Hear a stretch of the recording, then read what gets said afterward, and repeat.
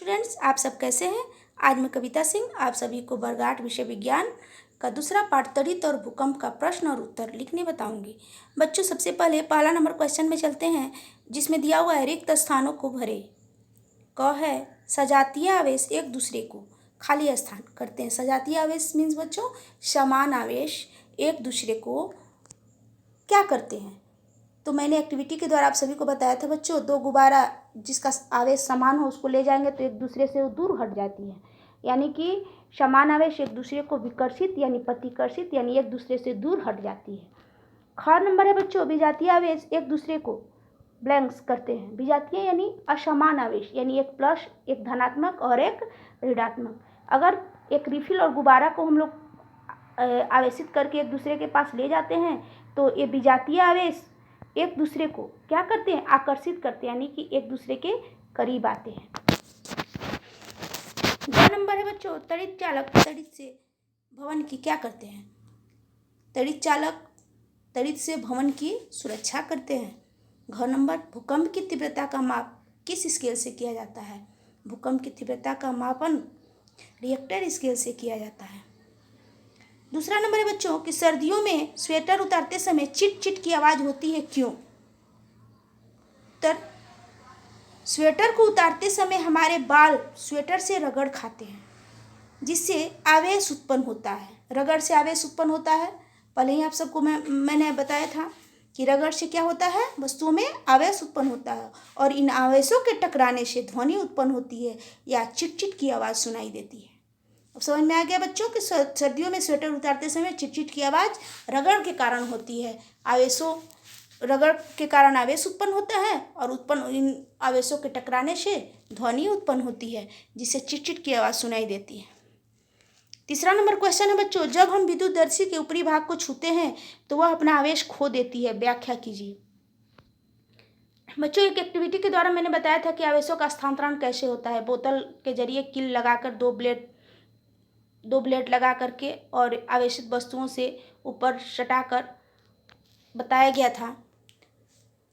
उसी से संबंधित है कि जब हम किसी विद्युतदर्शी के ऊपरी भाग को छूते हैं, ये भी बताया गया था कि जब हम ऊपरी भाग को छुएंगे, अपने हाथों से टच करेंगे, तो वह वस्तु जो है अपना आवेश क्या कर देती है, खो देती है और आवेश को हमारे शरीर में स्थानांतरित कर देती है। और आवेश जो है हमारे शरीर से होता हुआ शरीर में स्थानांतरित जब हो जाता है तो पैरों से होता हुआ पृथ्वी में चला जाता है। इस प्रक्रिया को भूसंपर्कण कहते हैं। यानी जो हम लोग देहातों में देखते होंगे, अर्थिंग जो देते हैं हम लोग, भूसंपर्कण, उसी को भूसंपर्कण कहा जाता है। यानी किसी भी विद्युतदर्शी वस्तु को आप अगर छुएंगे तो वह वस्तु जो है अपना आवेश जो है खो देती है और हमारे शरीर में आवेशों का चूंकि स्थानांतरण होता है तो आवेशों का स्थानांतरण हमारे शरीर में कर देती है और हमारे शरीर से होता हुआ, पैरों से होता हुआ वो पृथ्वी में चला जाता है। इसी को भूसंपर्कण कहें। भूसंपर्कण के कारण, आवेशों के स्थानांतरण के कारण किसी भी विद्युतदर्शी को छूने से उसका आवेश खत्म हो जाता है। अब आपको समझ में आ गया होगा।